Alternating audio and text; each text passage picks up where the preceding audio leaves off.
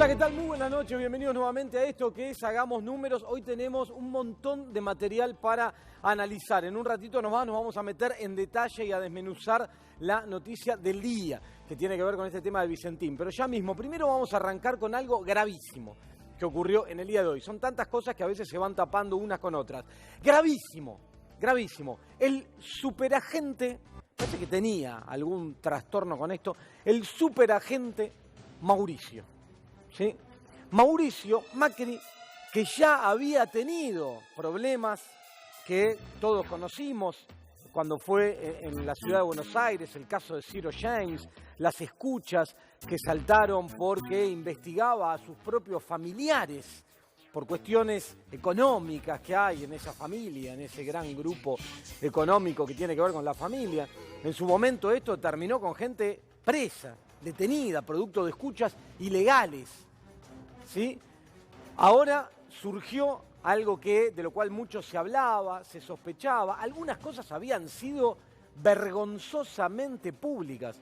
¿Te acordás cuando hace un tiempo atrás se habían filtrado de escuchas, llamadas y escuchas de la, en ese momento, expresidenta, actual vicepresidenta Cristina Fernández de Kirchner, cuando hablaba con Parrilli, donde se reía, el chiste era porque lo insultaba a Parrilli en las llamadas, pero una cosa vergonzosa, donde había algunos medios de comunicación que se hacían eco de conversaciones privadas, que no tenían ningún contenido político ni nada que hubiera que investigar, bueno, político lo tenían, ni ninguna cuestión de corrupción, ni nada en el medio, nada que implicara que eso fuera público, que eso se estuviera escuchando, y sin embargo se hacían eco de estas cuestiones en tono de mofa, de risa. En algún momento cuando surgió, ¿pero de dónde sale eso? Decía, no, un cassette que le dejaron a uno, una cosa ridícula que ocurría normalmente en Argentina hace unos años atrás, un par de años atrás,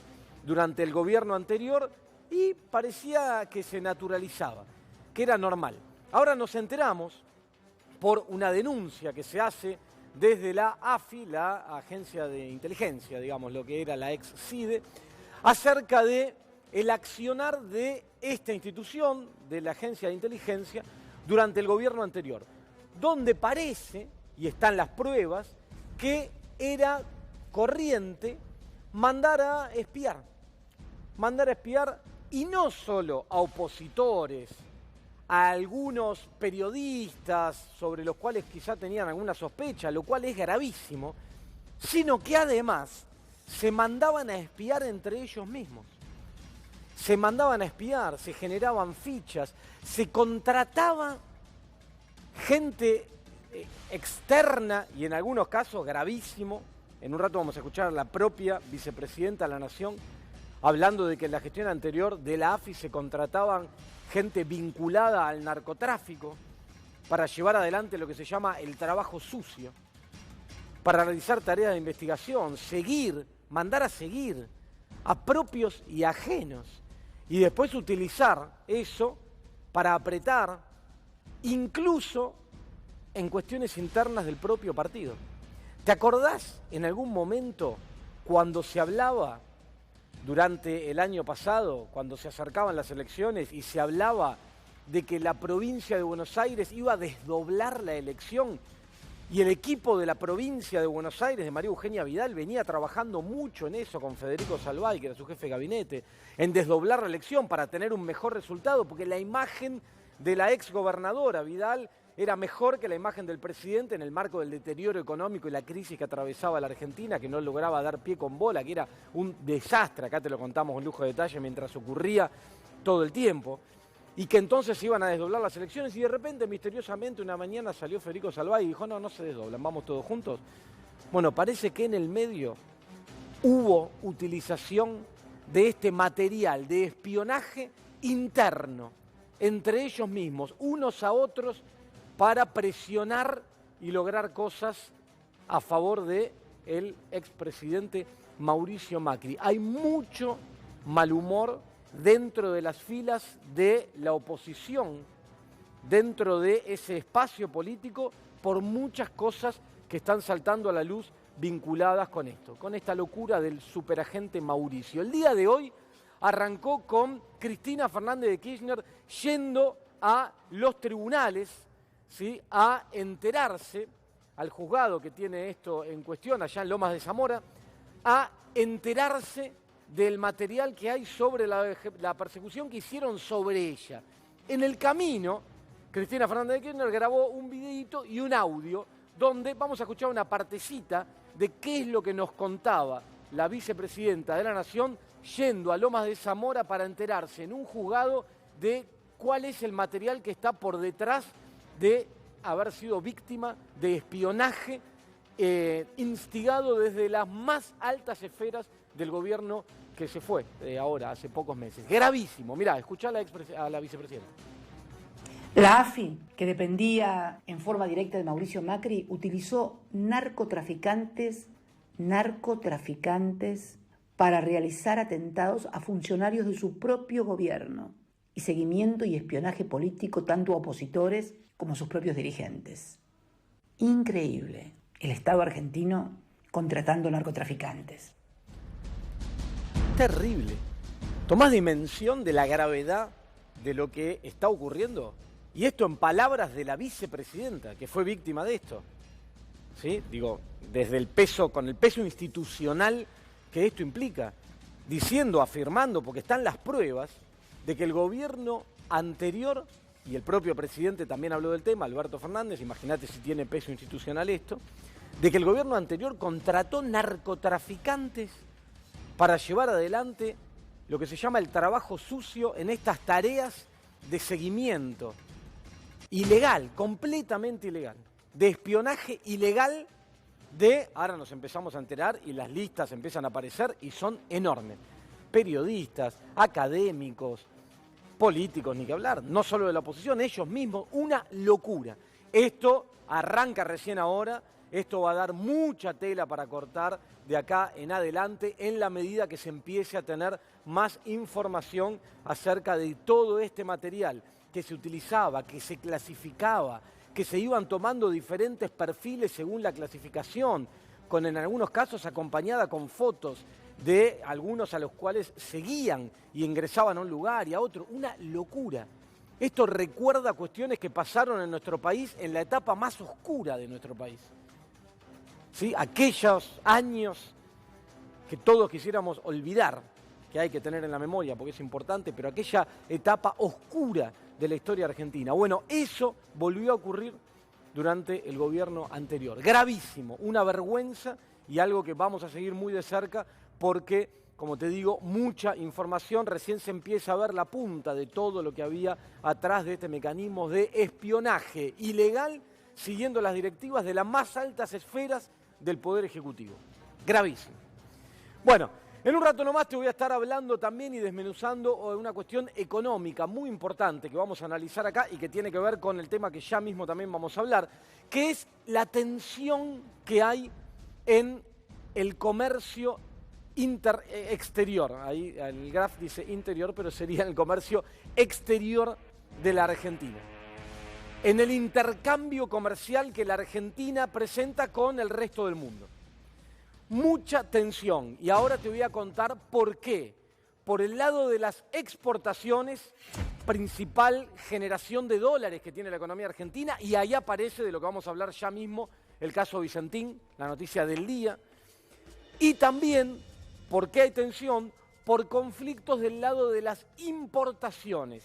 Ahora te voy a contar en detalle qué es lo que ocurre por detrás de la decisión que llevó a que el gobierno haya impuesto más restricciones al acceso a dólares a las empresas. ¿Te acordás que la semana pasada te contaba Acevedo, la voz cantante, representante de la Unión Industrial, salieron a quejarse, a pedirle al gobierno que eso iba a frenar el intercambio comercial, que iba a ponerle un pie a las importaciones de la Argentina porque no iban a poder acceder al mercado y que esto era gravísimo y que iba a tener traslado a precios? Bueno, ahora te voy a contar por qué el gobierno tomó esa decisión. ¿Qué es lo que pasó por detrás de eso?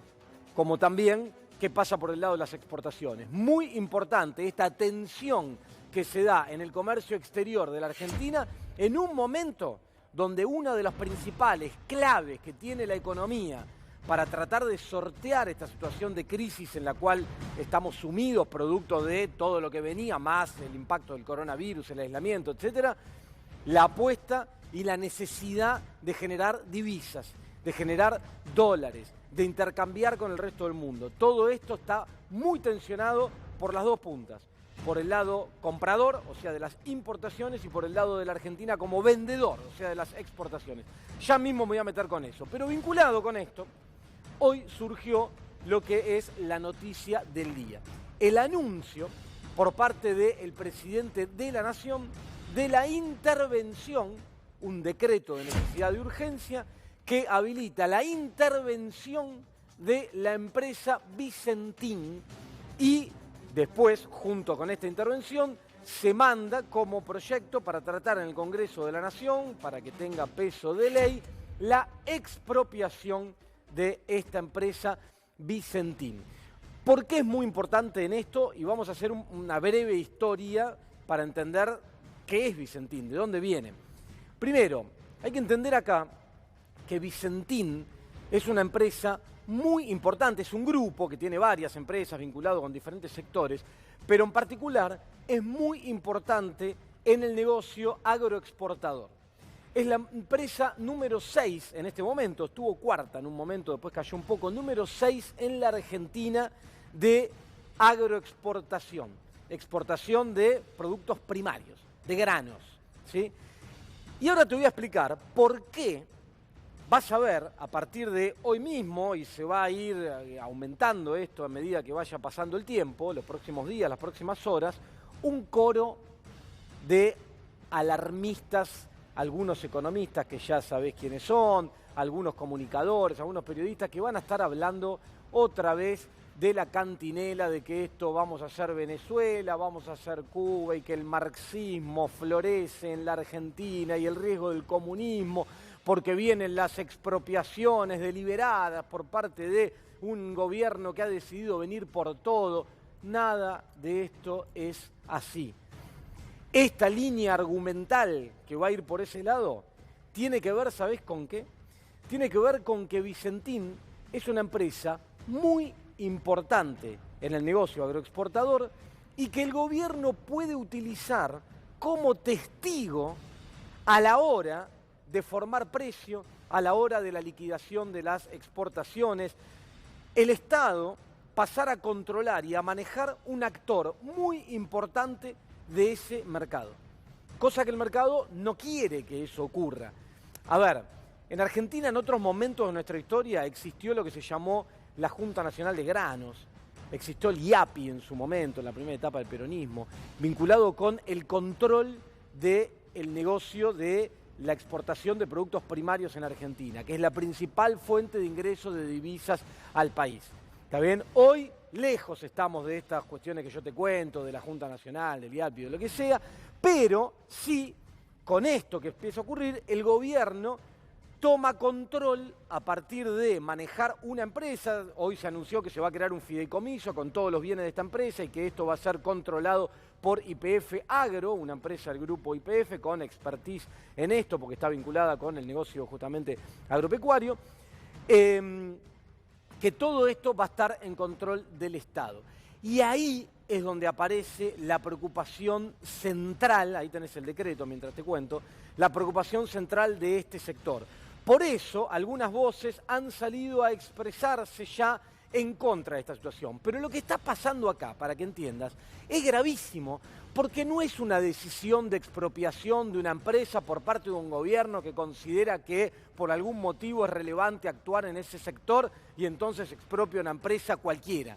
Al gobierno no se le ocurrió expropiar Cargill, Nidera, Dreyfus, ni ninguna de las empresas que manejan mayormente ese mercado y están entre los primeros que concentran el negocio agroexportador en Argentina. Lo que ocurre con Vicentín tiene que ver con un comportamiento detestable que tuvo la empresa contra el Estado. La empresa Vicentín es responsable, ¿sí?, junto a exfuncionarios del gobierno anterior, de haber generado un desfalco que implica que hoy la empresa tiene una deuda por casi 1.500 millones de dólares. que la llevó prácticamente a la quiebra, que la empresa no podía afrontar, una situación muy delicada. Lo que hace el gobierno, la decisión que toma desde el Estado es intervenir para cuidar las fuentes de trabajo, para ordenar la empresa y argumentando claramente que todo esto ocurrió, que además va a ser investigación, materia de investigación de la justicia, se toma la decisión de que a partir de ahora una empresa muy importante del sector sea controlada, gestionada, administrada por el Estado. Vicentín es esa empresa que de los casi 1.500 millones de dólares que debe al sistema bancario total, al sistema financiero, también a empresas del sector, 350 millones de dólares más o menos le debe al Banco Nación, en algo que en su momento se denunció porque fue vergonzoso. De esos 350 millones de dólares que el Banco Nación le prestó a Vicentín, un tercio del total de eso lo hizo una vez que la empresa ya había dejado de pagar su deuda. Si vos ya dejaste de pagar tu deuda, estás en una situación de default, estás con tantos problemas y vas a un banco, hacé la prueba y vas a ver, si vos sos pyme, nos estás mirando, un comercio, lo que sea, que el banco no te va a prestar. Acá el Banco Nación, cuando la empresa ya había dejado de pagar su deuda y cuando el gobierno de Macri ya había perdido la elección, o sea que dejaba de gestionar, entre otras cosas, el Banco Nación, decidió darle un tercio, cerca de 100 millones de dólares, a esta empresa. Empresa que había estado muy fuertemente vinculada a Juntos por el Cambio cuando se conocieron los aportes de campaña. En un rato vamos a estar hablando de eso y te vamos a dar montos también, ¿sí? O sea que había apoyado la llegada del gobierno de Juntos por el Cambio. Está imputado Javier González Fraga, expresidente del Banco Nación, por todo esto que te estoy contando. Esa empresa en quiebra, que dejó de pagar, que cometió un desfalco al Estado a través de la banca pública, que estafó a un montón de productores, porque ¿sabés lo que pasó? Cuando había ganado Alberto Fernández la elección, un montón de productores se preocuparon, se asustaron, porque dijeron, se viene la suba de las retenciones. Entonces vendamos rápido antes que esa suba de las retenciones nos afecte. Y le vendieron a uno de los principales compradores en la provincia de Santa Fe, que era Vicentín. Vicentín empezó a comprar lo que le ofrecían. Compraba, sin fijarse en el precio, sin fijarse en nada. ¿Por qué? Porque después no le pagó a nadie. Entonces, este accionar es el que tuvo esta empresa. Esta es la situación en la que está. Es responsable de un desfalco frente al Estado y sale con esta decisión el gobierno a hacerse cargo, a proteger la fuente de trabajo de una empresa bajo estas condiciones que te estoy contando. ¿Está bien? Esa es la realidad de lo que está ocurriendo acá. Pero como el control de una de las principales operadoras del mercado de grano genera preocupación en el resto del mercado, vas a ver al coro de quienes ya conoces hasta el hartazgo, que van a salir a empezar a gritar que la Argentina está rumbo a ser Venezuela, que vuelve el comunismo, que se volvieron todos locos, que empezaron a expropiar, etcétera, etcétera. Nada de esto es cierto, las cosas son tal cual como te acabo de contar. Y aprovechando esto, vamos a arrancar ya, y los saludo a mis compañeros.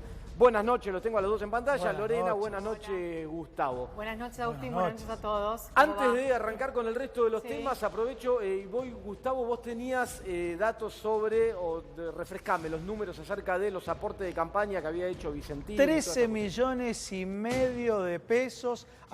El mayor aportante de Cambiemos, de Juntos por el Cambio, fue el grupo Vicentín. Y ya que lo dijiste, no sé si tenemos ahora la nota que trajo Lorena, a ver. Ahí la vamos a compartir, porque a propósito de lo que decía recién Agustín, que esto tiene dos etapas. Una es la intervención, que fue anunciada en el día de hoy en esa conferencia de prensa, y posteriormente viene el proyecto de expropiación, que requiere de la votación en el Congreso de la Nación. Ahí estás viendo el comunicado de Juntos por el Cambio. Ese comunicado de Juntos por el Cambio se encabeza con esa frase que ves ahí, o con ese título: el anuncio sobre Vicentín es peligroso, ilegal e inconstitucional y nos va a terminar costando miles de millones de dólares a los argentinos. Y me quiero detener. Discúlpame, ¿te lo puedo simplificar? Sí. Esta nota, ¿sabes lo que quiere decir? Señores, se nos acaba el aportante para el próximo año. Nos quedamos sin aportante. Este comunicado es vergonzoso. Sí. ¿Puedo avanzar una cosita más sobre eso? Entre otras cosas, permitime, Loli, ya te dejo, que no es inconstitucional. En la Constitución de la Nación Argentina existe la posibilidad de, en determinadas circunstancias, de generar, y para eso está el mecanismo de expropiación, cuando lo justifica algún accionar, como en este caso se interpreta que lo justifica. Y además va a ir al Congreso de la Nación, a un tratamiento esto. Sí, decime. Ahí voy a ser de abogada del diablo. Voy a decir algo sobre esto último que decías. Es justamente esa herramienta la que la oposición está tomando y haciendo propia a la hora de plantar bandera acerca de cómo se van a parar. Recordemos que la Cámara de Senadores tiene mayoría propia, el oficialismo, con lo cual no será un problema votar esa ley de expropiación en el Senado, y también recordemos que viene de la mano de la senadora Fernández Sagasti, la senadora mendocina, que la presentó el presidente como quien impulsó este proyecto y se lo hizo llegar al presidente Alberto Fernández. Pero en la Cámara de Diputados hacen falta 8 diputados que son centrales e importantes para poder conformar esa mayoría que se necesita para que efectivamente se pueda votar. ¿Qué es lo que hace Juntos por el Cambio hoy? Digo, y esto después cada uno evaluará cómo lo mira. Lo que puedo decir desde este lugar es, lo que hace Juntos por el Cambio hoy es marcar la cancha desde su lugar, pero elige hacerlo con esto de la inconstitucionalidad que bien vos señalabas. En todo caso habrá que presentar una denuncia y habrá que constatar en la justicia que es efectivamente inconstitucional. Y fíjate el final. Yo quiero compartir con todos el final, donde están las firmas, pero el punto número 5, porque el punto número 5, entre otras cosas, habla de una especie de ardid que ya se había ido armando de alguna manera por parte del kirchnerismo, y dicen, es hoy una realidad, y sobre el final dice, hoy nadie dijo el famoso exprópiese chavista, pero la oposición y la ciudadanía debemos estar en pie de alerta. Y ahí están las firmas de Alfredo Correjo, el presidente de la UCR, de Patricia Bullrich, la presidenta del PRO, Maximiliano Ferraro, Luis Naidenov, Mario Negri, Humberto Schiavone y Cristian Ritondo, que son todos los titulares de las bancadas que conforman el interbloque de Juntos por el Cambio en diputados y en el Senado de la Nación. Atento a esto porque lo que digo es, están marcando la cancha. Después habrá que probar si efectivamente hay alguna herramienta para marcar que haya algún tipo de inconstitucionalidad en algo que es un proyecto de ley que pasará por el Congreso. Y una cuestión que me indigna, a todos estos adalides de la crítica del Estado. Mirá lo que pasa ahora, interviene el Estado, que después cobran el ATP sin ningún problema y todo lo que venimos comentando, y que exigen ayuda del Estado cuando ocurre algo como está ocurriendo ahora con la pandemia y estas cosas. Cuando el Banco Nación, que es un banco propiedad del Estado Nacional, decide de manera vergonzosa, como te acabo de contar, darle 350 millones a esta empresa. La empresa hace un defalco... 350 millones de dólares. Sí. A esta empresa. La empresa hace un defalco, no lo paga. Y lo mismo con otros bancos también de la banca pública. Y decide no pagarlo. Y hace pito catalán y se va. No se escandalizan. No importa. Si el sector privado comete este tipo de actitud, este tipo de comportamiento, no les importa. ¿Sabes y qué que pasa, después al final, porque hay muchos que están hablando de y el impacto que esto tiene acá en la recaudación, y hay que tener en cuenta que los que pagamos impuestos. Pero señor, este banco le prestó de manera fraudulenta a este grupo que no le pagó ni le iba a pagar nunca, y eso no le importaba. Y ahora se rasga las vestiduras y se vuelve loco porque el Estado se va a hacer cargo para proteger la actividad, para proteger a los trabajadores de la empresa. Pero, ¿qué película mira? ¿Sabes qué pasa, gente? Agustín? Este es un mecanismo que tienen algunos empresarios o economistas con tendencias neoliberales que le piden plata al Estado y en el momento de concursarse, porque hay muchas figuras, después la vamos a ampliar, en el momento de concursarse, ¿qué es lo que buscan? Licuar la deuda del Estado y arreglar con los privados. Pero hagamos un simple ejercicio, ya que adelantaste el tema de cuándo pidió los 100 millones de dólares. A ver, pidió en noviembre los 100 millones de dólares. Asume Alberto Fernández y pide el concurso preventivo. Primera pregunta que yo me hago. Vos sos gerente de un banco privado. Le prestás a alguien plata y a los 10 días se presenta el concurso preventivo. Le dan una patada cesando en el trasero al gerente porque es un inepto. Bueno, esto fue lo que ocurrió con el caso de Vicentín. Por eso le prestan 100 millones de dólares y a los 10 días... concurso preventivo, cesación de pagos. Por eso recién marcaba que cuando se toma esa decisión de prestarle esa plata, por eso lo fraudulento atrás, Vicentín ya había dejado de pagar sus deudas. En abril del año 2019. Por eso. O sea, ya no calificaba tendría que tener calificación 4 y tenía calificación 1 para seguirle prestando plata. Vos, yo, Lorena, vamos a pedir al banco y si no pagás la tarjeta, te empiezan a cambiar la calificación. Claro. Él no pagaba en abril y no le modificaron la calificación. Es otra maniobra rara, como mínimo, irregular. Vos dijiste la palabra fraudulenta, lo tiene que decir el juzgado penal, porque tiene denuncias penales Javier González Fraga y también hay denuncia contra Guido Sandleris vinculado con este tema, ¿no? Está imputado en una de las causas por esta cuestión, el señor González Fraga, que tendrá que dar cuenta de esto. ¿Tenemos alguna recorte del anuncio para terminar de analizar esto? Del presidente de la Nación, junto con la senadora, junto con Sagasti, junto con Matías Culfas, y quien va a ser el interventor. Ahora te voy a contar, mirá. En el día de hoy estamos firmando un decreto de necesidad de urgencia que dispone la intervención del Grupo Vicentín. El Poder Ejecutivo ha designado como interventor del Estado Nacional a un experto en temas agropecuarios, que es Gabriel Delgado, que nos acompaña hoy. Está recién operado y entonces está medio enclenque, pero con muchas ganas de ayudarnos a llevar adelante esto.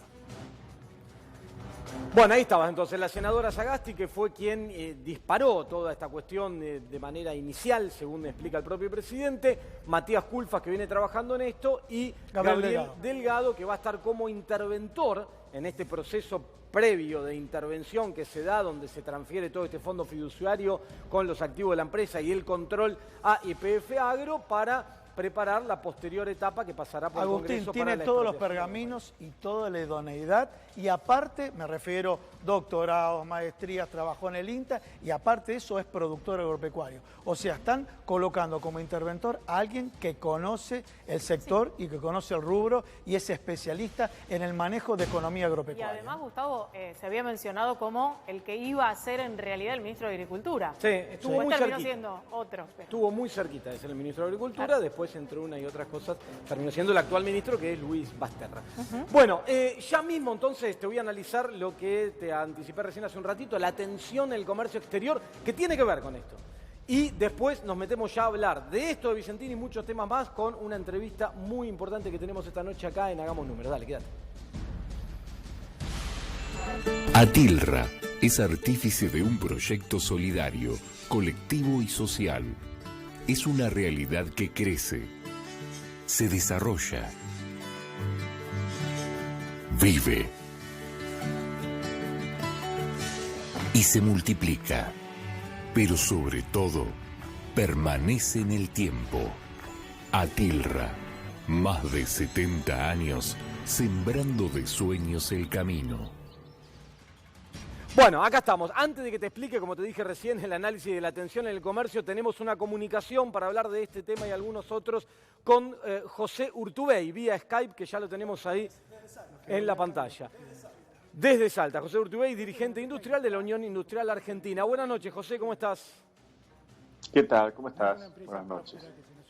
Acá estamos. Antes de arrancar a preguntarte sobre algunas otras cuestiones que queríamos conversar con vos esta noche, bueno, el tema del día es esto del anuncio del presidente sobre Vicentín, la intervención y posterior expropiación de la empresa. ¿Qué lectura haces sobre esto? ¿Qué te parece? En primer término, creo que bueno, el Estado se está haciendo cargo de un problema.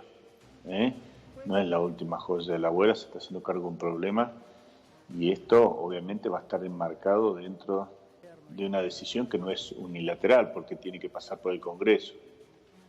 Al pasar por el Congreso seguramente será el ámbito en donde se podrá definir el alcance de la expropiación, cómo van a ser las modalidades y es una oportunidad también para que puedan entenderse los lineamientos. Claramente lo que se debe haber priorizado en la decisión son los proveedores, los productores en este caso, acreedores y obviamente una cadena de valor que está ligada a la exportación, a la agroindustria exportable en la Argentina y eso obviamente lo deben haber puesto en consideración. José, vos sabés que Matías Culfas planteó que esto busca ser como testigo o como eje tanto en el mercado del agro como en el mercado cambiario. ¿Cuál es la posición que tenés vos al respecto? Es que yo creo que lo testigo es por lo que te decía, es decir, me parece que es una empresa emblemática por prestigio de que supo tener muchas décadas de funcionamiento de la Argentina y además por el tamaño de la misma, con lo cual lo testimonial es que obviamente dentro del sector agroexportador, dentro del sector de la cadena de valor agroexportadora a la cual se dedica, cuál es su actividad, es una de las principales y eso es de por sí ya un testigo. Por eso no podemos permitir que caiga tampoco. Pero digo, esta preocupación sobre las cuales algunos alertan que dice, bueno, ahora el gobierno entonces con esto va por todo y es como que se hubiera anunciado una Junta Nacional de Granos, digo, ¿te parece que va por ahí? No. No, porque, fíjate, vuelvo al punto, el Estado se está haciendo cargo de un problema. Es decir, está poniendo el hombro a un problema enorme que tiene la provincia de Santa Fe en su cadena agroindustrial exportadora, por un lado. Por otro lado, creo que no coincido con los que dicen que esto está yéndose a lo que es Venezuela. Venezuela eventualmente, si tuvo capítulos, no fue por el lado de la expropiación y mucho menos por el lado de empresas que estaban en mayores problemas. No, acá estamos buscando eventualmente los argentinos que la empresa no caiga y eso es lo importante. Creo que no hay una especulación sobre eso.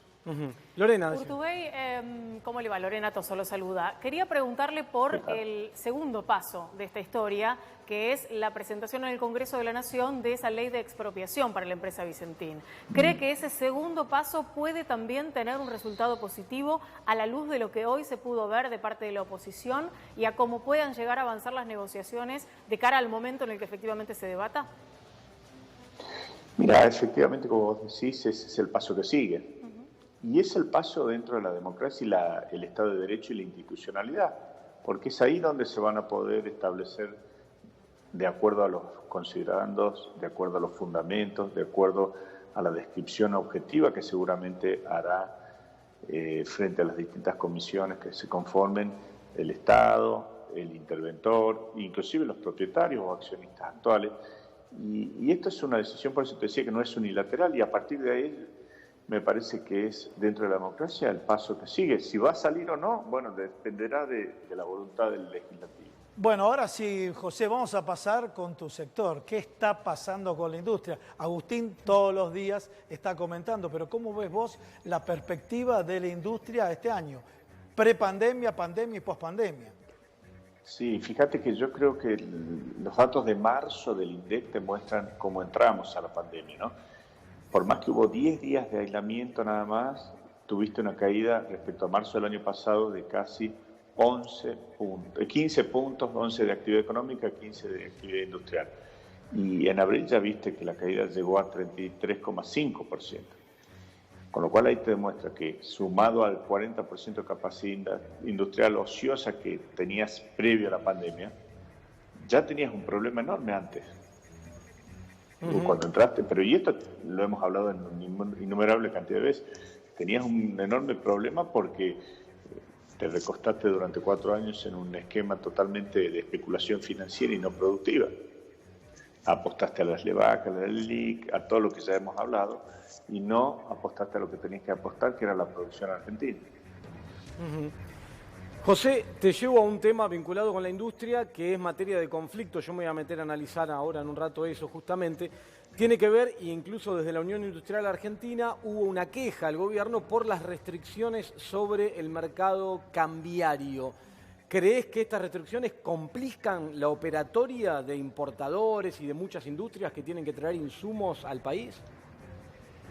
Nosotros estuvimos en una reunión con Miguel Pese, donde quedó en analizar caso por caso, es decir, frente a los inconvenientes que puede presentar, porque efectivamente hay algunas consideraciones particulares que puede estar afectando a operatorias de empresas que consumen insumos del exterior. Para que vos tengas una noción, en las 2/3 partes de los productos que necesita o de insumos que necesita la producción argentina provienen del exterior. Y se puede generar, y se generan, hemos tenido innumerables casos que pueden generar tensiones sobre eso, y por ello es que tuvimos la reunión con PESE y que quedó en analizar puntualmente los casos que se vayan presentando para no entorpecer la provisión de insumos para la industria argentina. Ajá.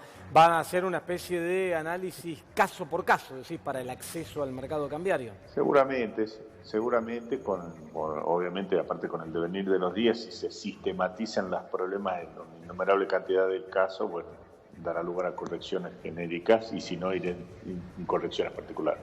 Ajá. Bueno, José. Una para cerrar.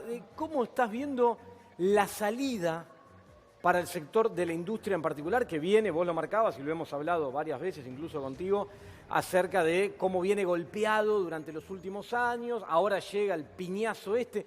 ¿Cómo ves la salida? ¿Va a hacer falta mucha inyección de dinero? ¿Cómo se recompone esto? Sí, yo creo que en una primera etapa la inyección es la de asistencia, que lo estamos viendo.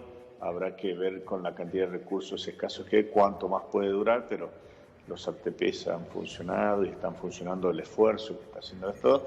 También es cierto que creo que la segunda etapa es la que viene de ver cómo se logra atraer la inversión, digamos, en primer término la inversión de los argentinos y después la inversión extranjera, porque esa es a partir de la confianza, después de, para mí, la necesaria posibilidad de arreglar con los fondos monetarios, con los acreedores internacionales, los bonistas de jurisdicción extranjera, porque eso te va a permitir atraer la inversión, que es ahí donde debemos apuntar, porque es la que te va a permitir achicar la brecha y mejorar la recuperación en corto plazo.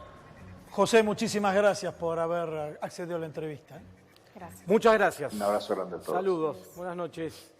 Bueno, ahí lo escuchabas a José Urtubey, un importante dirigente del sector industrial, y el análisis sobre la industria, pero además sobre la noticia del día de hoy, donde acompaña, ¿no? Lo dejó claro, la posición del gobierno y un poco la línea que te veníamos comentando acá nosotros acerca de las particularidades de este caso y el comportamiento de Vicentín. Bueno, ahora sí, ya vamos a arrancar con el análisis que te dije entre un rato. Hoy tenemos de todo, un montón de material. Lorena tiene material que todavía ni te contamos que lo tiene.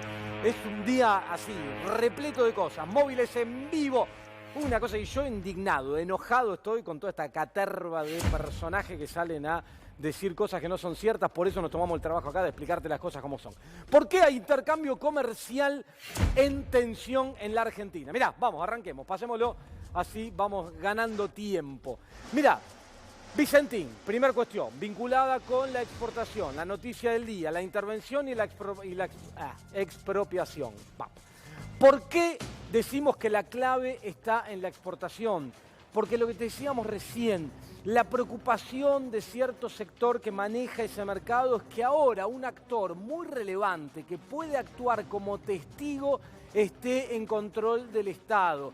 Ese es el interés económico de fondo que justifica que muchos salgan a argumentar cosas que no son ciertas para tratar de defender a una empresa que a todas luces cometió un desfalco, que generó una deuda por 1.500 millones de dólares en una actitud absolutamente irresponsable, con una cuestión también de acompañamiento del otro lado, que no pudo afrontar y que la llevó a esta situación de convocatoria y que hoy peligra y que puede desaparecer y que pone en riesgo fuente de trabajo y un montón de otras empresas y productores que están vinculadas con ella. Por eso es importante esto que pasó hoy del lado de la exportación y genera tensión que vas a ver mucho a partir de ahora, las próximas horas, los próximos días.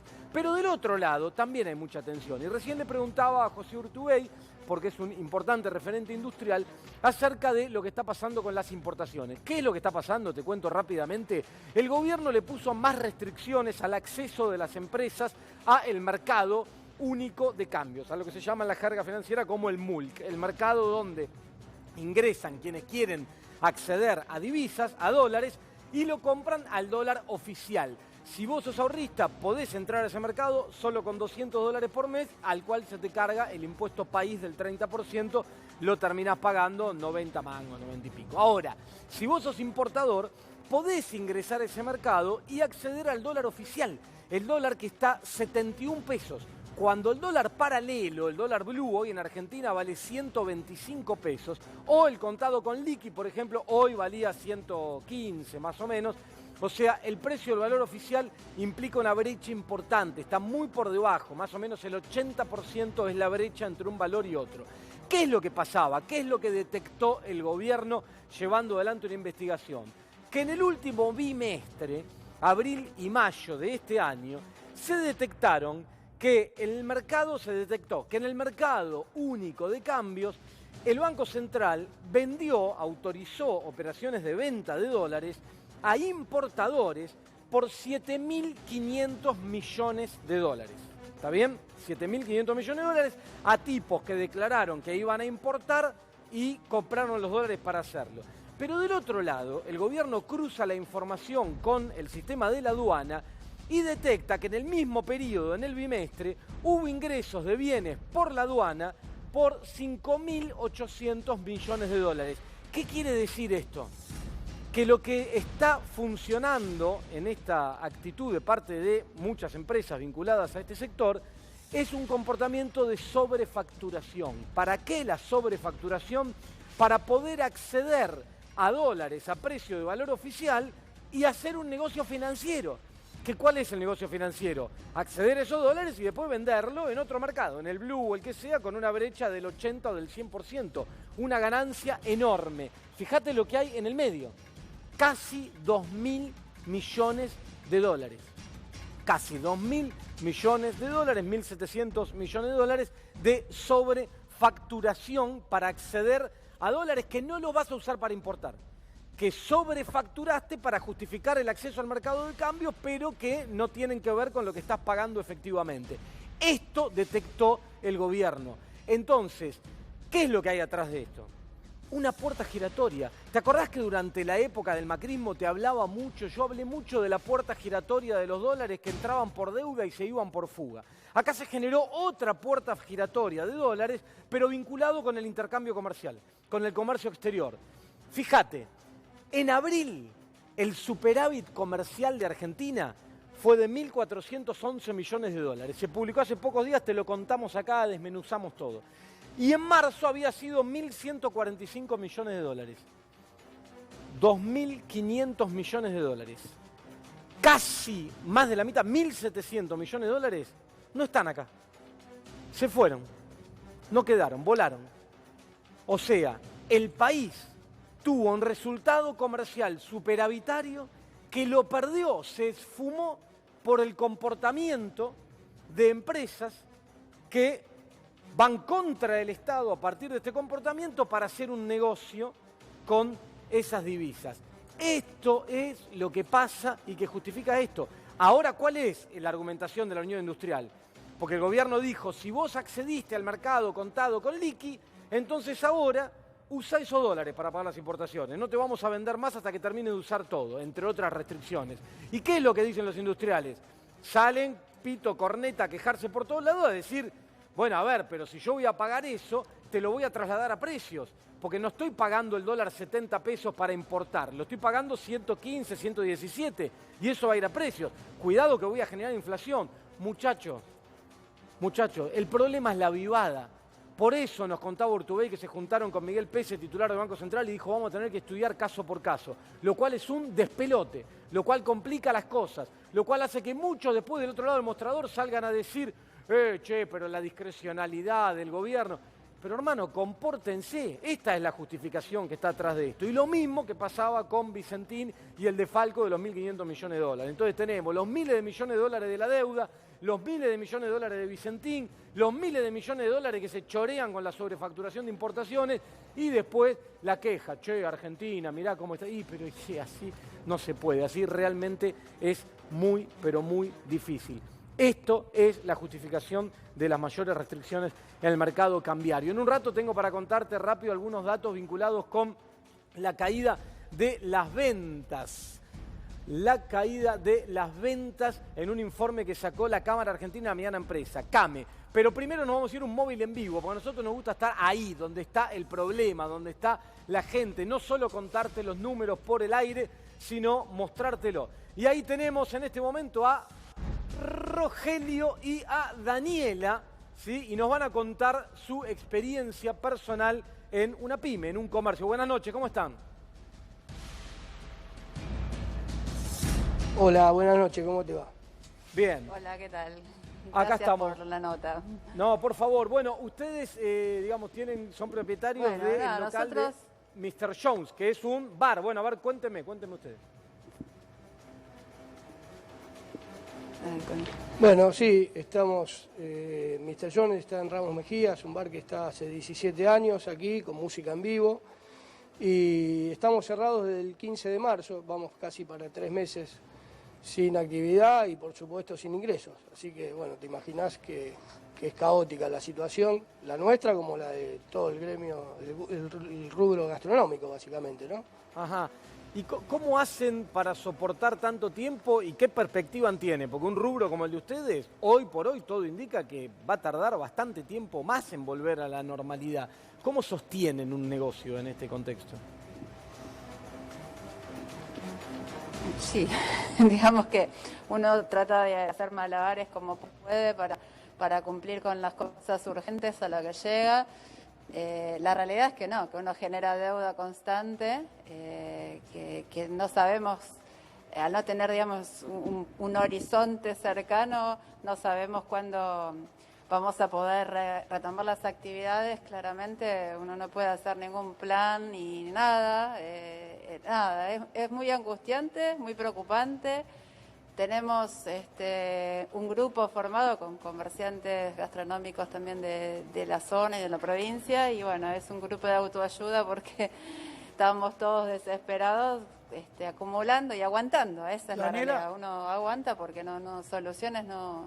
Daniela, ¿ustedes son inquilinos o son propietarios?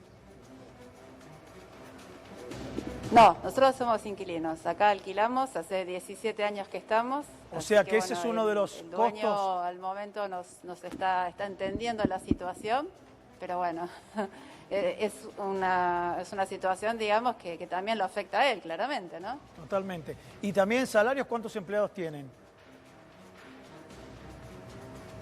Tenemos 7 empleados. Tenemos 7 empleados.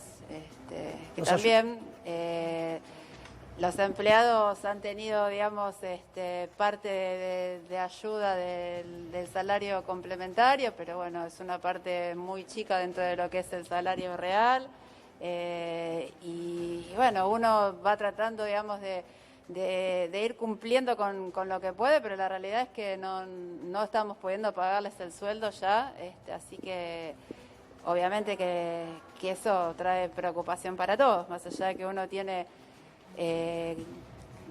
contacto constante, claro, y los chicos entienden la situación. Quiero preguntarles a ambos. Digamos, no es Quiero preguntarles a ambos algo que está relacionado con un sello distintivo de Mr. Jones. Ustedes decían hace 17 años que hacemos música en vivo en este bar y es uno de los lugares por naturaleza en esa zona del oeste al que la gente va a ver música en vivo.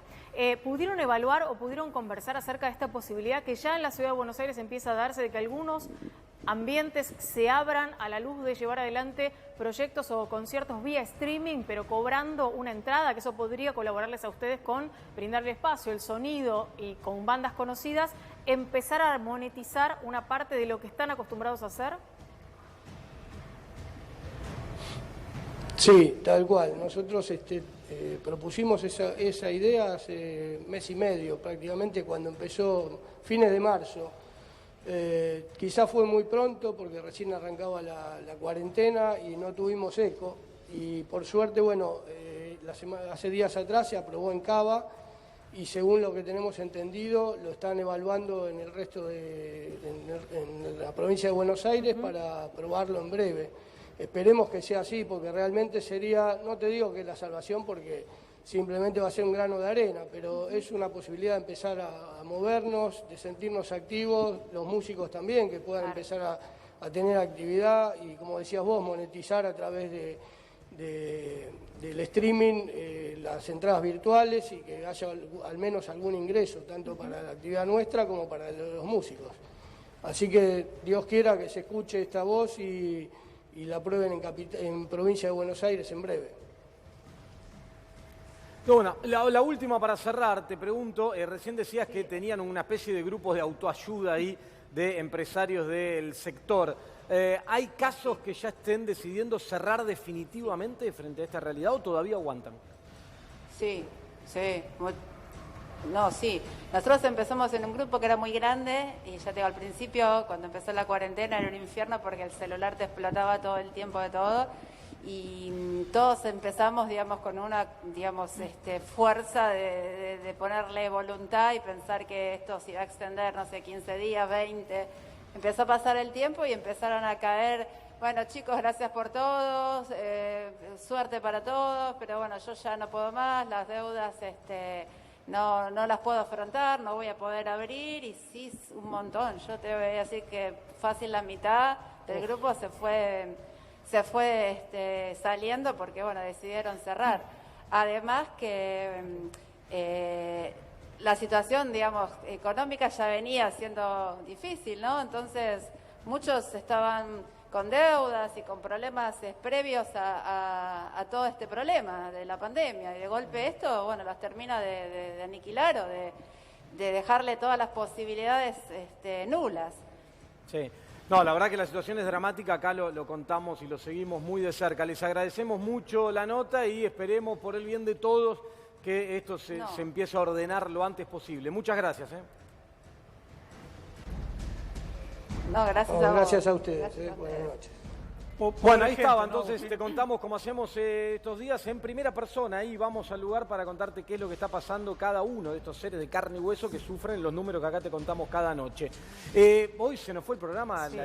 Se fue. Pobre gente, hagamos empatía con ellos, pobre gente, ¿no es cierto? Sí, claramente. No obstante a que nosotros decimos que el problema es la pandemia y no la cuarentena, pero pobre gente que la está pasando muy mal. Una sola línea, promesa para mañana, porque vamos a hablar de esto, de lo que está visibilizando la gente respecto de su bolsillo producto de la pandemia. Mañana hablamos de eso. Un temón que tiene desarrollado Lorena, pero que hoy en el medio de todo este quilombo y también promesa para mañana completar lo de Vicentín, porque hay muchos vericuetos de esta falta en video y truco que hizo Alberto Fernández hoy con respecto a lo que va a pasar con Vamos, chicos, son políticos en campaña. Promesa para mañana, después no cumplen nada. Estos cumplen. Bueno, nosotros nos tenemos que ir. Mañana me quedaron más datos que te voy a contar acerca de la triste realidad que están ocurriendo en las ventas acá en la Argentina. Nos vemos mañana a las 11 de la noche, como todos los días, en la pantalla de Crónica HD, en esto que es Hagamos Números. Chau. Cuando la salud está en peligro, el único remedio es la justicia. Si en las provincias se derogan las leyes sanitarias, las farmacias de barrio pueden desaparecer. Decile no al monopolio. Es un mensaje de la Confederación Farmacéutica